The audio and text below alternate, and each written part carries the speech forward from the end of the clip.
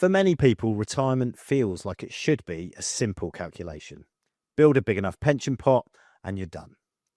In reality, deciding when you can retire is rarely about hitting a single number. It's about whether your assets can generate reliable income, how long that income needs to last, how tax and market risks affect the plan, and whether your lifestyle expectations are truly sustainable. The real question isn't just, do I have enough? It's, will this work for me long term? To explore that in more detail, I'm joined by Jack Munday, Chartered Financial Planner at Saltus, and we're going to be unpacking what being able to retire really means in practice and the factors that tend to matter most. Jack, thanks for joining me. Morning. Thanks for having me. How are you doing? I'm very well, thank you. How are you doing today? Yeah, good, thank you. Good. Nice. So when we ask, when can I retire? Yeah. What does that actually involve in practice beyond simply looking at the size of a pension pot, which seems initially quite a simple way to look at it? Yeah, I think in practice, it's the open question of what does good look like? What are your objectives? Because retirement for one person is completely different to retirement for another. For many, retirement is a full stop from work. For others, it's a phased exit and just the next stage of life. So I think the initial question needs to go back to the person asking it and saying, well, what do you want to achieve out of that? What does that phase or stage of your life need to look like? And let's put some steps in place to get towards that. No, and that leads nicely to my next question, I think, which is, what are the factors that tend to have the biggest influence on retirement timing, and why are they often sort of misunderstood or misconstrued? Yeah, I think there's one that is more and more commonly missed is an emergency fund. It's so ingrained into kind of financial education and accumulation that you should have your money working for you, which is obviously very true. Compounding is a great effect over time. And sometimes cash can get left behind because it feels like you're losing the game if you're building up too much of that. However, there's definitely a tipping point in that seesaw, and it's not an exact science. It's kind of a balancing act for everyone, kind of depending on circumstances. But having a comfortable runway of cash, I think, is really underestimated in the lead up to retirement, and therefore probably one of the biggest factors of the timing towards it. If you're uncertain of, and this leads into the next point, I think, which is your expenditure. Because if you're uncertain of your expenditure, cash is much more forgiving than investment timing when it comes to withdrawing money. So having a comfortable runway of cash to spend from for, say, 6-12 months of retirement and still having a good emergency fund allows you a lot more permission to kind of find your way through those early stages of retirement. But it also gives you a much more peace of mind when it comes to the fact that you've lost your biggest asset, and that is your earning ability. And like I said a minute ago, it might not be fully lost for some. You might still be earning bits, but for others, it might be a full stop. And behaviourally, suddenly losing that consistency, the ability to backfill and kind of dig yourself out of trouble, it is quite significant. And therefore, having a good cash buffer, a good emergency fund, slush fund, whatever you want to call it, is vital. And I think probably one of the biggest themes I see that people haven't got kind of in preparation for retirement. Right. And like I mentioned there, that second point is knowing your expenditure and knowing that you're not going to get it 100% right, because you don't necessarily know what this next stage of your life is going to look like. But having it structured appropriately to know kind of what the tram lines might be. I tend to say to people 3 really high level points to look at your expenditure, because it makes it less daunting than going for a line by line kind of forensic search for your Deliveroo and Amazon purchases. Yeah. But if you've got kind of level 1, your cost of existence, what does it cost to keep the lights on, food on the table, make sure you're not out on the street, basically. That's your key kind of foundation. And then you've got point 2, which is your cost of living. What do you want your day-to-day to look like, your discretionary spending, your going out, your hobbies, your clubs, entertaining, things like that. And then you've got point 3, which is your nice-to-haves or your kind of big-ticket items. And that might be big bucket list holidays, or it might be replacing the car every 3 or 4 years. Starting with that, and at least being able to attribute some figures to those different stages, helps you kind of see what the path to retirement or spending at retirement might look like without it being incredibly daunting and having to have a kind of pages long spreadsheet that breaks it all down, because that will inevitably be wrong as well as you work your way through what good looks like. Nice. Okie doke. And how does the way someone has built their assets and the vehicles they've used, pensions, ISAs, property, affect when retirement becomes realistic? I think it's a really interesting one that starts to pull the difference between tax planning and financial planning, because having millions of pounds in a pension can be fantastic, and especially while you've been saving all that money on the way in from the tax relief and accumulation. But all of a sudden, when it comes to taking it out, you've only got one basic rate allowance. You've only got one pot then to draw from. So there's a tipping point where actually you need to look at holistic planning as opposed to just tax planning to make sure that you're positioning your assets well for future income. And that, so having almost different buckets to fill up, sort of like your ISA, cash, like I said a minute ago, pension, maybe general investment account, and bonds if you get into the sort of more complexities of it as well. Having kind of diversification of products as well as just diversification of where your investments are is key. And for those who are planning as part of a couple or a household, straight away you've got the low-hanging fruit of doubling those allowances.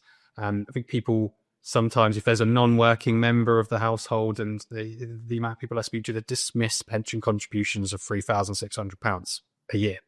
Now that only costs you £2,880 to do because of the tax relief that you get in there. But also, if that non-working person is then building up a pension pot and growing tax-free over time, you've also got a personal allowance and a basic rate allowance that they can use in the future as well. So leveling up the little layers as opposed to trying to go for a big bang, and starting to diversify where your money is invested and growing and sitting, is a big win there. Makes sense. And what's the real difference between reaching a point where retirement is possible and where it's sustainable, if that makes sense? It does make sense, but I would argue that it's not possible unless it's sustainable in some ways. Okay. So I think stress testing it is key. And I also, and this might be a bit of an odd thing to say, but I think sustainable kind of doesn't have to mean that the money will be there forever. Some people will class sustainable as, well, I want to front load my retirement. I've seen too many family members not enjoy their money or go too soon. I want to ensure that, like, my primary objective is these first 15 years I can travel, enjoy it, spend it, spoil the family, etc. And if that's at the detriment of capital erosion over time, that's fine. Now, ideal scenario, we obviously want to try and avoid that, but actually your objective is the key part of what is sustainable, because that's going to be different for everyone. But I think to really answer your question in terms of when is it sustainable and when is it possible, I think that's where cash flow modeling is the real wonder and the real benefit. If we can throw the kitchen sink at it with a stress test, if you can work out, kind of build those goals in and work out what that extra little bit of contribution you might have to do every year for the next 6 years, or how many more months or years you might have to work or not work to meet that target, all while being able to build in things like market crash stress tests, gives that confidence and permission sometimes to make the leap. Yeah, and I guess what kind of pressures and trade-offs tend to emerge when you're doing that with someone and they're aiming to retire earlier than their finances would comfortably sustain or allow? Yeah, I think pressures comes back to spending, both behavioural and literal. A lot of the time people feel, funny enough, that the pressure to still withdraw as much as they're earning, and the concept of well, you're retired, you don't need to save anymore. The amount of conversations I have to have where it kind of, that £1,500 a month that you're saving for a rainy day, well, the rainy days come, that was your retirement. Like, we're keeping that emergency fund elsewhere, but we don't need to necessarily keep funding that ISA or keep funding that pension because we're actively drawing down from it. So knowing the differences between what expenditure is going to look like and what that might change like over the stages of your retirement. There's all sorts of words that have been kind of used to coin it. I think the retirement smile is probably the most common of that concept of, you're going to probably spend a bit more in the early stages. It's going to dip down when you're not as active, but it's probably going to go back up when you might need care and or later life costs as well. So that's definitely one of the bigger pressure points. I think being aware of your generational flow of wealth and planning is key. Being aware of the trade-off of supporting them in your lifetime versus leaving money behind gives you more kind of comfort and flexibility with when you can use your money. But also being aware of what those limits are and how much you might need to help them versus want to help them as well. You've got to be selfish to be kind, I say to a lot of clients, but first and foremost. Yeah, that's a great point. And I mean, you've mentioned lots of interesting factors there. If someone wants to get clarity on their retirement timeline, and what principles or planning steps would you say would make the biggest difference over the long term? It is I think, establishing the pinch points of when they think their lifestyle is going to change, because the lifestyle change tends to align with spending change. Being as certain as they can on their longer term objectives. They'll inevitably change, but if you can have something to work to, it's about knowing what you've got to do to fill in gaps in between. But modeling this and speaking about it. If you're planning as a kind of family unit or a household unit, educate everyone about it. Well, what are your plans? Make sure everyone's on the same page. Because if you're not on the same page, it's inevitably gonna go wrong. And if we talk about that generational wealth planning as well, education is the best form of defense as opposed to any kind of tax structuring.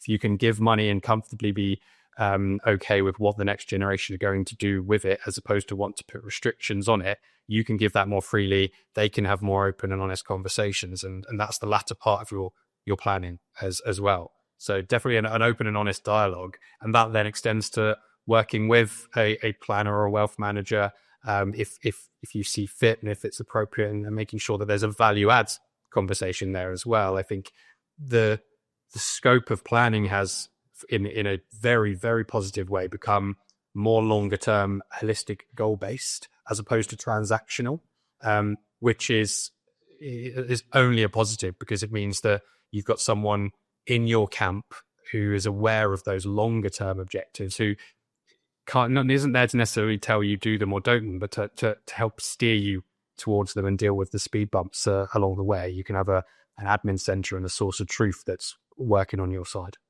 And with that clarity of communication, obviously you're going to get more value out of that relationship as well.